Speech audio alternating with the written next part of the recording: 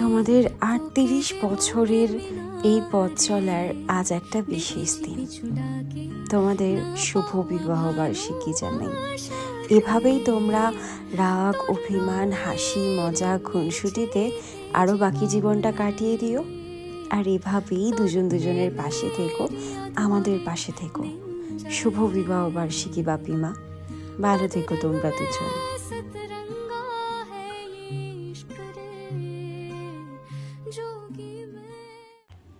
Hello, welcome back to my channel world of Ritu. তোমরা সবাই কেমন আছো? আশা করি খুব ভালো আছো। আমিও বেশ ভালো আছি। সো এইটা দেখে বুঝতেই পেরে গেছো আজকের ব্লগটা কি হতে চলেছে। আর এখানে আমি আর মা একটা ট্রানজিশন ভিডিও করেছি, তোমরা চাইলে ইনস্টাগ্রামে দেখে নিতে পারো।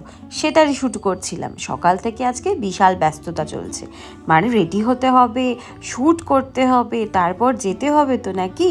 চলো তাড়াতাড়ি বাবিমাকে রেডি করে ফেলি, তারপরেই বেরিয়ে যাব একদম রেস্টুরেন্টের দিকে।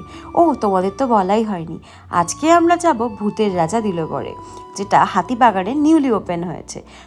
আর বেশি বকবক করবো না, মাকে রেডি করার পর আমি নিজেও রেডি হই, তারপর তোমাদের সাথে দেখা করছি।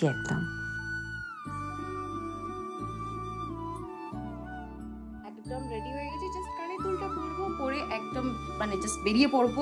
অনেকটা লেট হয়ে গেছে, আমাদের বেরোনোর কথা ছিল 12টা। অ্যাজ ইউজুয়াল আমি লেট, 1টা বাজে। বেশি বকবক করবো না, চলো বেরোনো যাক।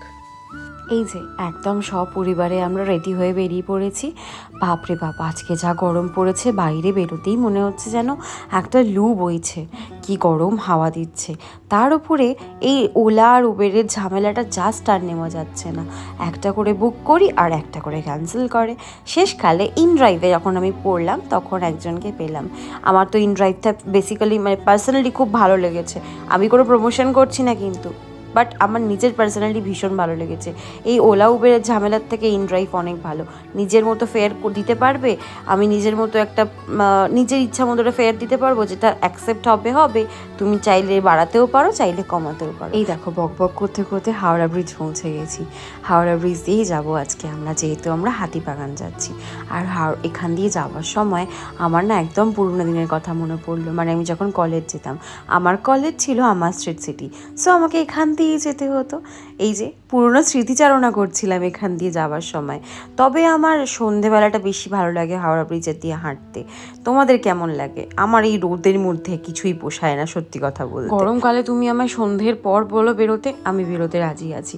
তার আগে আমাকে বলো না প্লিজ। আজকে বাপিমার অ্যানিভার্সারি, কিছু করার নেই, বাধ্য হয়ে যেতে হয়েছে আর কি। যাই হোক, কথা বলতে বলতে দেখো হেদুয়াও পৌঁছে গেছি।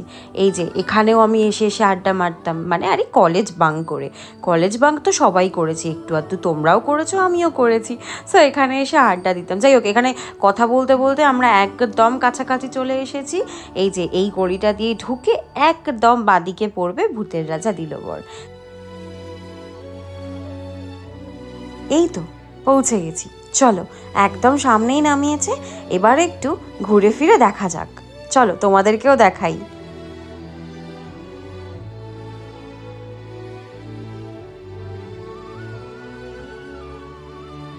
শুনেছি এই যে রেস্টুরেন্টটা তৈরি হয়েছে এখানে, এই বাড়িটা না আগে থেকেই ছিল। মানে এই যে পুরোনো বাড়িটা দেখছো, এটা ছিলই। এটাকে বেশ একটু মেরামত করে এরকম বানানো হয়েছে। বেশ ভালো লাগছে কিন্তু বলো। আর ওখানে গিয়ে জানতে পারলাম এই যে প্রতিমা মূর্তি দেখছো, এনাকে প্রতিষ্ঠা করা হবে, রোজ পুজো করা হবে। এখনও এখানে প্রচুর কাজ বাকি আছে। আর শুনলাম প্রত্যেক রবিবারে নাকি ভূতের রাজাও আসবেন। তবে সেগুলো এখনও অনেক দেরি আছে।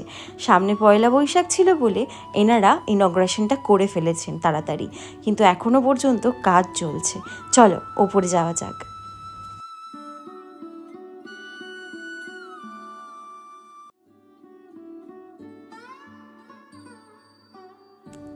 এই যে একদম ঢোকার সাথে সাথে শুন্ডি রাজার দরবার পাবে। এই যে শুন্ডির রাজা বসে আছে। শুন্ডির রাজার দরবারটা ভীষণ সুন্দর করে সাজানো, গোল্ডেনের ওপর কাজ করা, গোল্ডেন আর হোয়াইটের ওপর কাজ করা। আমার তো বেশ ভালো লেগেছে। আর এইখান থেকে সোজা হেঁটে গেলেই পাবে হীরক রাজার দরবার। ওইটা একটু মডার্ন টাইপের, মানে একটু ছিমছাম সাজানো, বাট খারাপ না, ভালোই।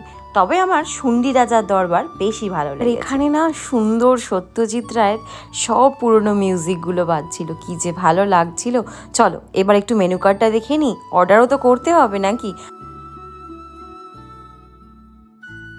আর যেহেতু বাপি মায়ের অ্যানিভার্সারি ছিল, ওরা বাপি মায়ের জন্য এই অ্যারেঞ্জমেন্টটা করলো। চট করেই একবার দেখে নাও এক ঝলক।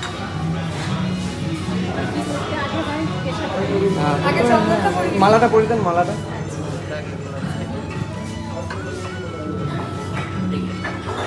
দুজনকে একসঙ্গে বানাবো কি করে? ঠিক আছে,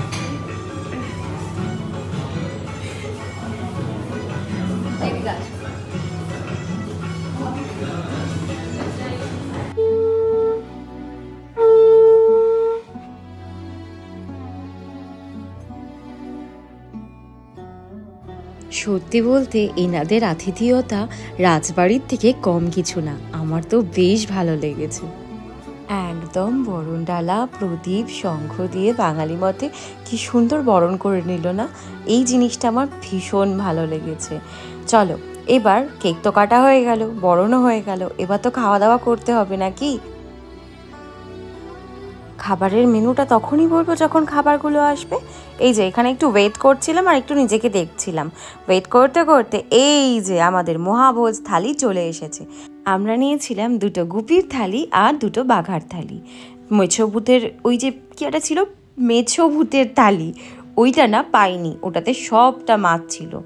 আমার বাপি মাংস খুব একটা খেতে পছন্দ করে না, মাছও যে খুব ভালো খায় তাও নয়। যাই হোক, তো এই বাঘার থালি আর গুপির থালি মিলিয়ে সবাই মিলে বেশ জমিয়ে রসিয়ে খেয়েছি। খাওয়া দাওয়া বেশ ভালো ছিল, একদম হালকা পাতলা খাওয়া ছিল, যেরকম বাড়িতে হয় না সেরকম। আমাদের গুপির থালি পড়েছিল 699 আর বাঘার থালি পড়েছিল 799। যেহেতু বাঘার থালিতে মাটন ছিল তাই জন্য একটু বেশি ছিল। আর এই যে এতগুলো খাবার নাকি আমরা খেতে পারিনি, সেগুলোকে পার্সেল করে নিয়ে এসেছি। এই যে আমাদের খাওয়া দাওয়া কমপ্লিট, এবার বেরোনোর পালা। তার আগে জেনে নিই বাপি মায়ের কেমন লাগলো। এখানে খেয়ে কেমন লাগলো বলো? খুব ভালো। জানো তো প্রত্যেকবারে অ্যানিভার্সারিতে কোথায় যাব আমি ডিসাইড করি। যাক, বাপি মায়ের চেয়ে ভালো লেগেছে এই অনেক। চলো আজকে তাহলে বাড়ি যাওয়া যাক। আর আজকের ভিডিওটা এখানেই তাহলে এন্ড করছি। তোমাদের কেমন লাগলো অবশ্যই কিন্তু লাইক করে জানিও, আর কমেন্টও করতে পারো, আমার তো বেশ ভালোই লাগে। চলো বাড়ি যাই। তোমাদের সঙ্গে দেখা হবে আবার কোনো নেক্সট ভিডিওতে। Till then stay tuned, bye, love you, tata.